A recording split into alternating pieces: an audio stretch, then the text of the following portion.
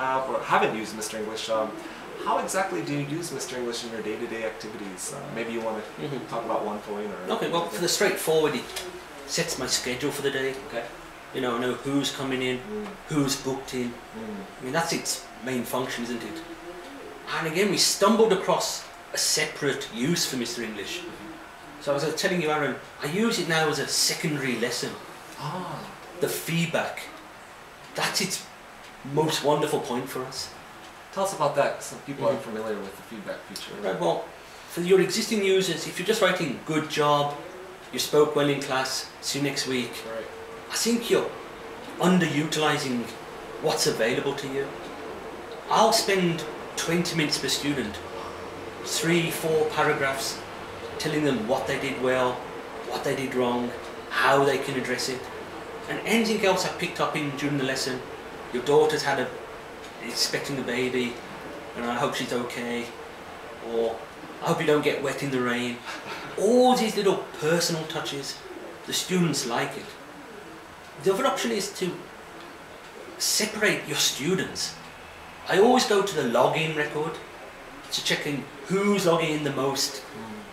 They get, you know, it's going to be the wrong word, but the better feedback. Those who haven't logged in or might log in once in a couple of weeks, they get the more concise version.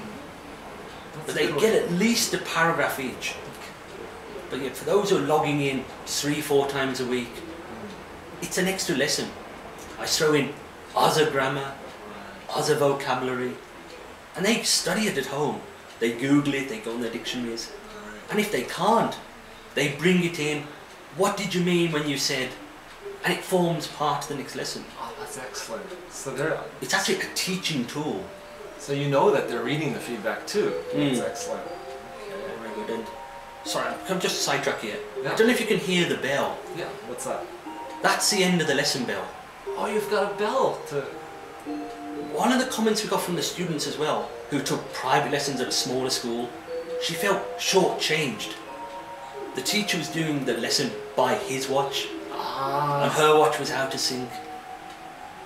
You know, so just to keep us above board, we've got a bell for the start, a bell for the end. It's radio controlled, I can't touch it. That's awesome.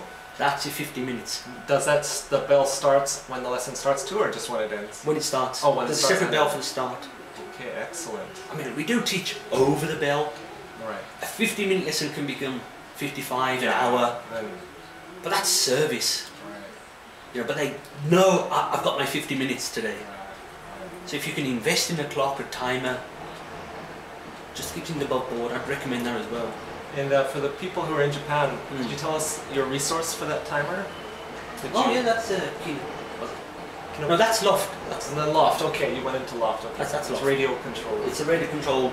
It's got 10 different chimes on it. Okay. There's a chime for the adults. There's a chime for the kids. Oh, there's different sounds for each lesson. Because the kids are on 45-minute lessons. Okay.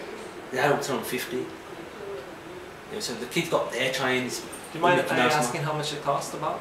Approximately 20. So Niman. A Niman, okay, it's about $200 US. Okay.